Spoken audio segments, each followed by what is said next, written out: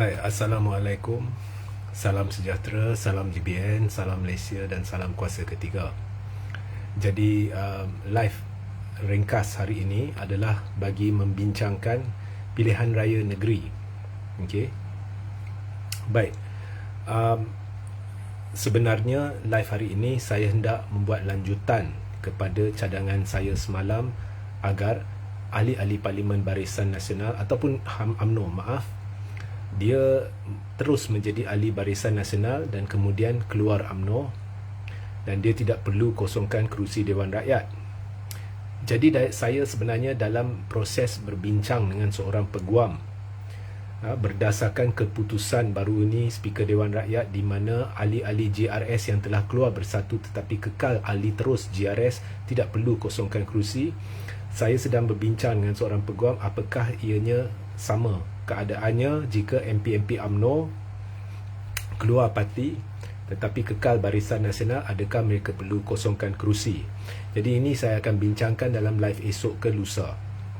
Jadi hari ini saya hendak memberitahu kepada anda satu maklumat risikan. Dan maklumat risikan ini adalah serupa dengan maklumat risikan yang saya terima sebelum PRU ke-15, di mana ianya tepat. Sayalah satu-satunya yang pertama memberitahu, malah satu-satunya yang memberitahu BN akan menang 28 hingga 32 kerusi. Dan secara tepat BN hanya menang 30 kerusi. Saya juga secara tepat menyasarkan bahawa PKR akan jatuh. Dia memang jatuh.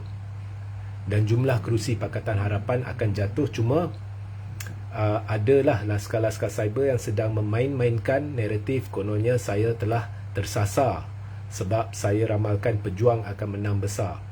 Jika anda rujuk video-video saya tidak pernah meramalkan buat pejuang. Walaupun bagaimanapun ianya tersasar sedikit kerana saya telah menggandingkan GTA dengan Perikatan Nasional. Tetapi gandingan itu tidak berlaku. Jadi di situ tidak ada salah, sebab andai kata berlaku mungkin keputusannya berbeza. Okey, maklumat risikan menunjukkan bahawa PH dengan BN bukan sekadar kalah 4 negeri, dia akan kalah teruk dalam 4 negeri.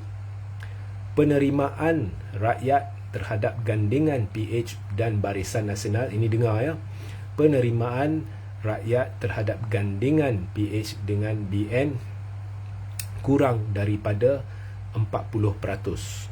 Kurang, ya. Saya tak dapat angka tepat lagi, tetapi saya diberitahu dalam julat 30 hingga 35% sahaja. So selamat saya nak katakan kurang dari 40%, tetapi saya akan dapat maklumat yang lebih lanjut, tetapi dalam sekitar 30 hingga 35% sahaja dan makin menurun.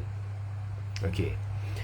Dan di 4 negeri yang berkenaan yang saya akan cerita lebih lanjut setelah saya dapat maklumat lebih lanjut, BN dengan PH akan hilang banyak kerusi kawasan putih. Okey. Manakala itu baki 2 negeri lagi, BN dengan PH, ya, khususnya Selangor dengan Pulau Pinang, ya. BN dengan PH dalam keadaan 50-50. Tetapi saya dengar condong ke arah BN dengan PH kalah. Tetapi selamat nak kata 50-50, 50-50. Okey. Baik. Maknanya keadaan amat genting bagi BN dengan PH. Satu lagi perkara rakyat tidak boleh terima, menolak terus beberapa perkara. Pertama, penipuan PH bahawa misi adalah untuk reformasi parlimen, reformasi kerajaan, kerana rakyat tidak lihat mungkin berlaku reformasi kerana PH menipu dan berganding dengan kleptokrat, berganding dengan kluster mahkamah, sedangkan ada option lain pada Anwar pada ketika itu untuk bentuk kerajaan. Kedua, tidak percaya kepada BN kerana bekerjasama dengan DAP dan Anwar. Dan yang ketiga, tidak boleh terima pelantikan Zaid Hamidi sebagai Timbalan Perdana Menteri. Okey. So, maknanya Zaid Timbalan Perdana Menteri itu satu hal. Tetapi sekalipun dia tidak lagi timbalan Perdana Menteri, tetapi rakyat tidak terima gandingan itu. So itu maklumat risikan yang telah saya perolehi yang ingin saya kongsikan bersama anda. Akan saya buka kepada satu undian tak lama lagi supaya anda boleh mengundi secara online dan anda boleh sendiri mengundi sama ada negeri-negeri yang terbabit mana yang akan dipegang oleh BN dengan PH dan mana yang akan dipegang oleh pihak lain. Okey.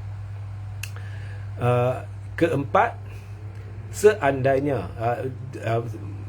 maklumat yang saya terima betul, telah disahkan bahawa majoriti hampir semua pengundi Melayu di sekitar 90% berada sekarang duduk di pembangkang. Seandainya kumpulan-kumpulan yang duduk dalam pembangkang sama ada yang ada kerusi seperti Perikatan Nasional atau yang tak ada kerusi seperti GTA dan sebagainya, berganding bahu, contohnya GTA, Muafakat Nasional, Perikatan dan sebagainya, dijangka akan berlaku penyatuan Melayu Islam yang tidak sepertinya sebelum ini dalam sejarah tanah air. Okey. Dan gandingan ini akan sapu bersih. Ini saya diberitahulah 5 negeri sekiranya berlaku. Itu tak perlu dipertikaikan lagi. Okey. Dan akhir sekali sebelum saya tamatkan live ini adalah permintaan saya kepada negeri-negeri ataupun kerajaan-kerajaan negeri yang dipimpin oleh Perikatan Nasional, khususnya PAS. Kita lihat Zahid, Anwar semua, kalau sebelum pilihan raya Zahid beria-ia nak bubar parlimen, kononnya yakin menang. Sekarang kita diberitahu BN dengan PH yakin, ya, mereka ni diterima rakyat dan kenyataan ni dibuat oleh ahli parlimen PH. So kalau dah yakin, kenapa sebelum PRU 15 mereka beria-ia nak buat pilihan raya, tetapi selepas ini PRN mereka lengah-lengahkan. PRU dah habis, buatlah PRN. Jadi nampak sangat mereka takut buat PRN. Jadi saya cadangkan negeri-negeri yang dipegang oleh Perikatan Nasional ni bubar Dewan Undangan Negeri dan adakan PRN segera. Kerana satu lagi perkara yang menggusarkan rakyat ialah Anwar dilihat hanya menjadi Perdana Menteri yang setakat wayang buat kenyataan-kenyataan yang berunsur feel good atau untuk memberi orang rasa baik, tetapi tidak lagi membawa sebarang perubahan yang dijanjikan, khususnya mengurangkan kos sara hidup dan sebagainya, dan mereka melihat lebih kepada propaganda. So inilah masanya untuk buat pilihan raya negeri. Jadi saya sarankan negeri-negeri yang belum buat pilihan raya negeri yang dipegang oleh Perikatan Nasional, bubar dun. Jangan tunggu lagi negeri-negeri yang dikawal oleh Pakatan Harapan. So itu sahaja mesej saya. Sehingga kita berjumpa di lain masa. Assalamualaikum, salam sejahtera, salam GBN, salam Malaysia dan salam kuasa ketiga.